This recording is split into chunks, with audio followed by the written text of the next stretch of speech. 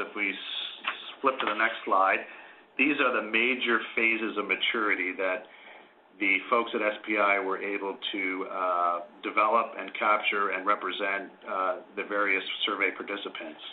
So it's kind of a continuum, but you can see, on the far left, organizations in their infancy, they characterize as initiated, and then, it evolves to optimize, and they've articulated some key characteristics of each phase.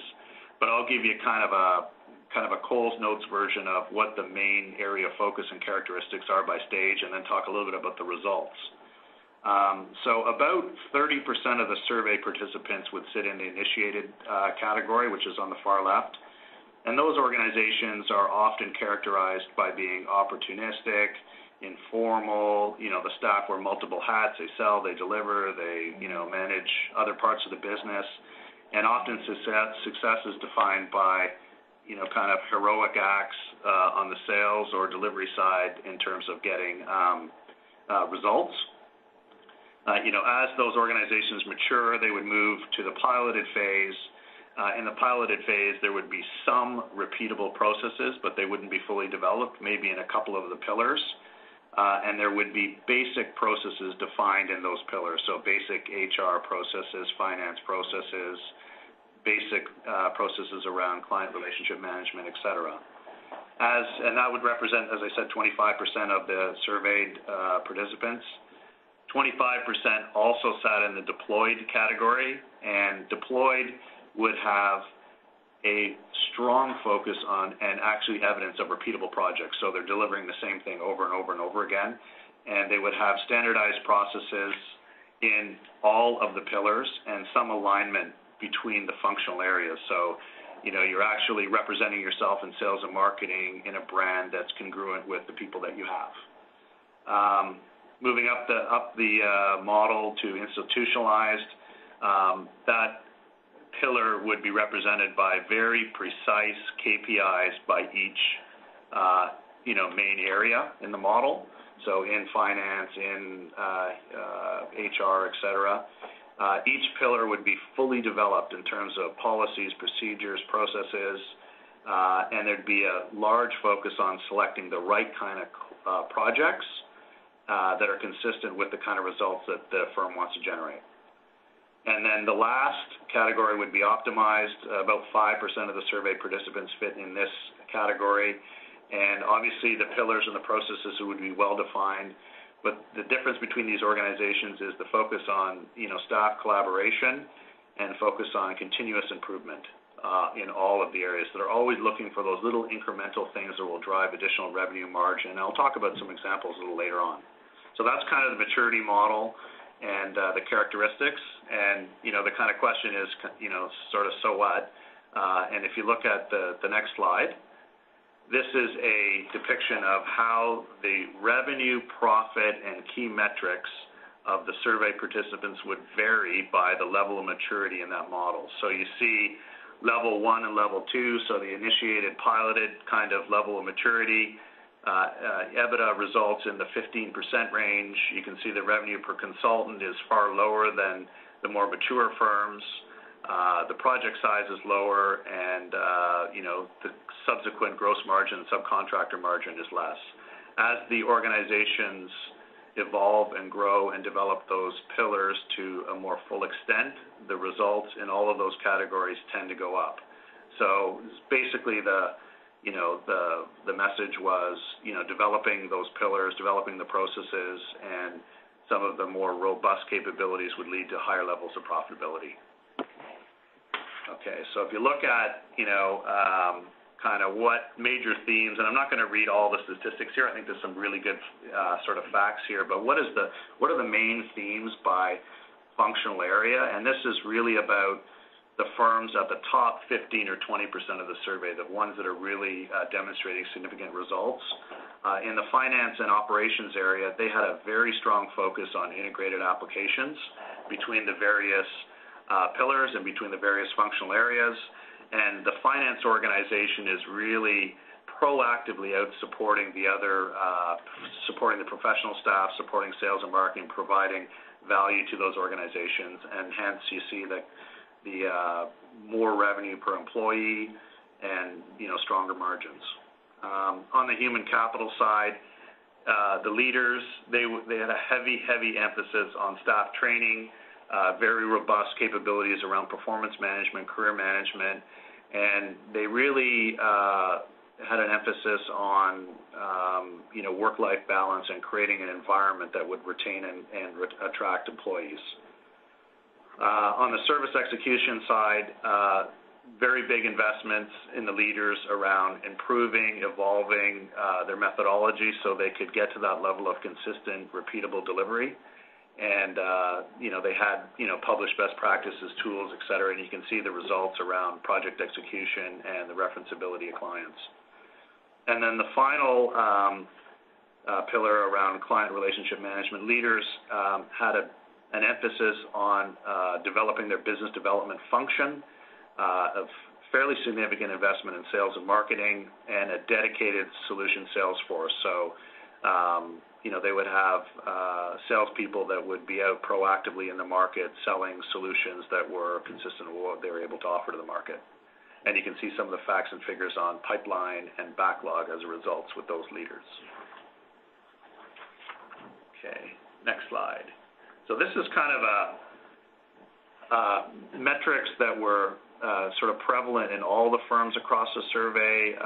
These are sort of the baseline, and I'm not going to go through all of them, but you can see they're sort of categorized in 4 ways. One is around the workforce, so typical measures around utilization, cost per consultant, attrition,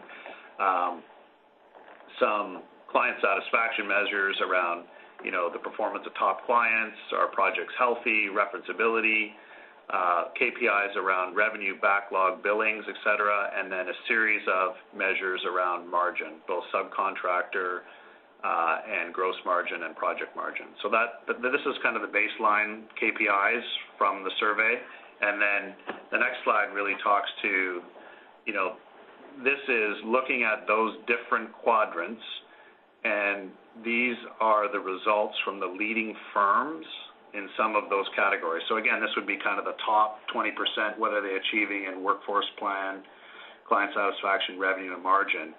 And one of the things we talked about earlier was in the maturity model, the characteristics of an optimized professional services organization is this focus on continuous improvement. And there's some very small improvements that can make very significant improvement in results in all of these categories. So I'll kind of walk through a couple of examples. So in the workforce planning area, if an organization was able to, through better training, better onboarding, better mentoring, make a new consultant more productive, so for example, a quarter earlier, through those practices, that results in $50K more in revenue for that consultant.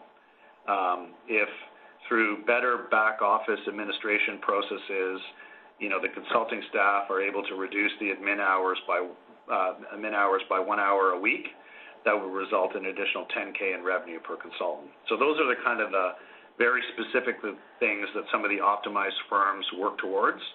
If you look at client satisfaction, having an early warning system on failing projects, whether it be kind of a typical red light, green light across various dimensions of a project, can have huge impact on margin and client satisfaction.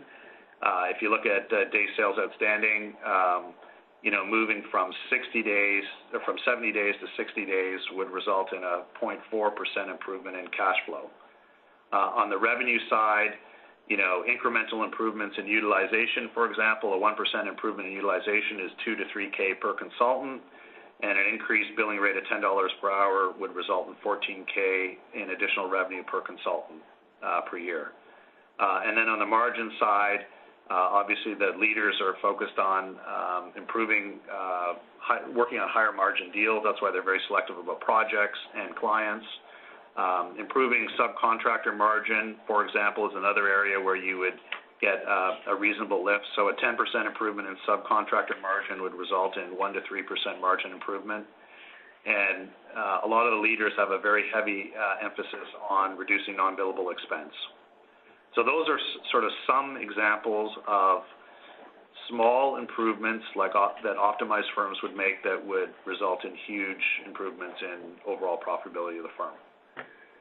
So that's kind of a quick overview of the survey. The survey is available online. I believe you can purchase the survey through the link that we sent or the invite that we sent, and it is about a 200-plus page document, and it's rich with all kinds of data on what leaders are doing. I'll turn over the session to Dave now, and he's going to kind of drill in from that context of what leaders are doing, talk a little bit about how dashboards can help. All right. So I'm just going to give a couple more background slides, and then we'll try to dive into the demo. It's kind of an extension of the statistics that Gord was talking about. You can see in the bottom graph on this page the impact that BI can have in terms of implementing some of those processes. Earnings before income tax, going from no BI to an integrated BI, you're almost gaining 5% on the bottom line. That's a significant amount of money. Utilization rates are almost going up 5%. So it has a significant impact on the overall bottom line of companies who successfully implemented BI. And one of the successes of implementing BI is not necessarily, a lot of people see it as a very technical exercise. It's actually much more functional of an exercise. And so what we do in terms of Ideaca solution offering is we bring together both the functional and the technical side of a BI offering. So from a technical perspective, we bring forward design accelerators, we bring forward logical data models, we bring reference dashboards, reference KPIs. So we kind of start with you 80% out of the box, and then we kind of customize it to your individual solution. We have implementation accelerators for ETL, dashboards, performance point components, again, to accelerate the rate of development within those areas. And then to cover the functional side of things, we have a comprehensive methodology to make sure that our projects are scoped correctly from the beginning, the expectations are met, we come in on time and on budget, and we have significant subject matter experts in professional services to ensure that we get what you want and the customizations that you want out of the overall project.